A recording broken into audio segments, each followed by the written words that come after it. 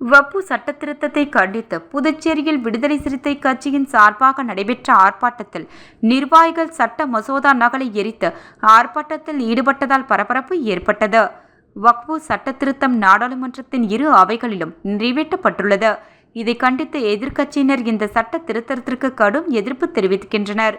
இந்த நிலையில் இஸ்லாமியர்களை பாதிக்கும் வக்ஃபு சட்ட திருத்தத்தை கண்டித்து விடுதலை சிறுத்தை கட்சி சார்பாக தமிழகம் மற்றும் புதுச்சேரியில் போராட்டங்கள் மற்றும் ஆர்ப்பாட்டங்கள் நடத்த விடுதலை சிறுத்தை கட்சியின் தலைவரும் சிதம்பரம் பாராளுமன்ற உறுப்பினருமான தொல் திருமாவளவன் அறிவித்திருந்தார். இந்த நிலையில் புதுச்சேரி சுதேசி மில் அருகே மத்திய அரசை கண்டித்து மாநில முதன்மை செயலாளர் தேவபொழிலன் தலைமையில் கண்டன ஆர்ப்பாட்டம் முன்னெடுக்கப்பட்டது. தமிழ்நாடு மற்றும் புதுச்சேரி அமைப்பு செயலாளர்கள் பொதினி வளவன், தலையாரி ஆகியோர் கண்டன உரை ஆற்றினர். மேலும் அமைப்பின் மாநில செயலாளர்கள், தொகுதி செயலாளர்கள், மகளிர் விடுதலை இயக்க பொறுப்பாளர்கள் உட்பட சுமார் 200க்கும் மேற்பட்டோர் ஒழுக்கங்களை எழுப்பினர்.